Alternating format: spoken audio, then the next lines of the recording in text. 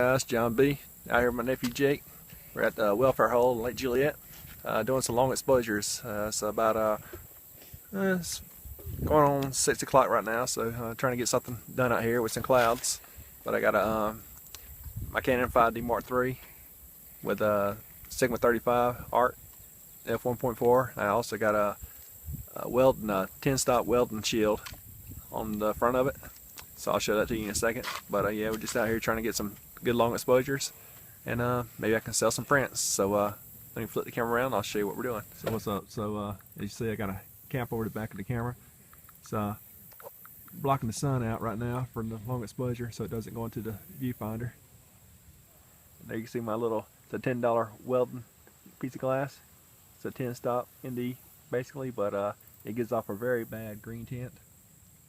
And using my Manfrotto 290 extra tripod.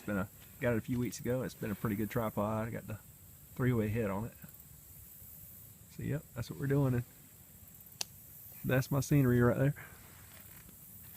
Let me get a little focus on it. I think that is an alligator. That's my scenery. Dude. So hopefully, I was hoping there'd be some more clouds, but they kind of faded off into the backdrop. I'm also using my trigger down there for my long exposures because right now I'm doing a 4-minute exposure. So yeah, that's about it right now.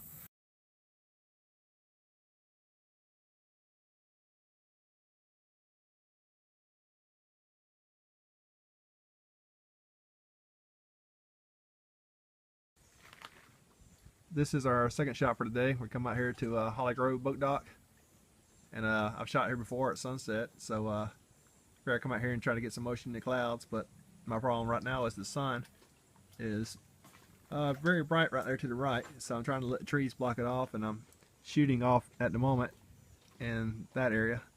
So maybe I'll get a little bit of clouds in motion, but my clouds are now fading away from me, as you can see.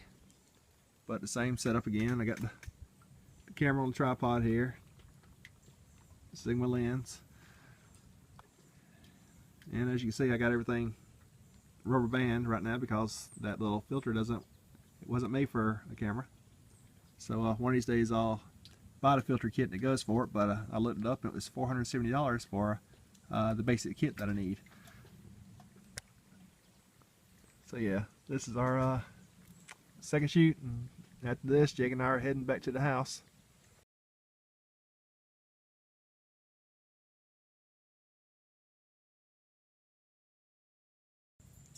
I figure we get one more shot while we're out here.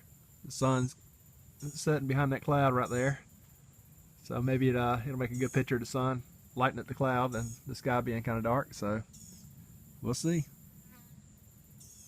You'll see all the pictures in a second. Alright, later.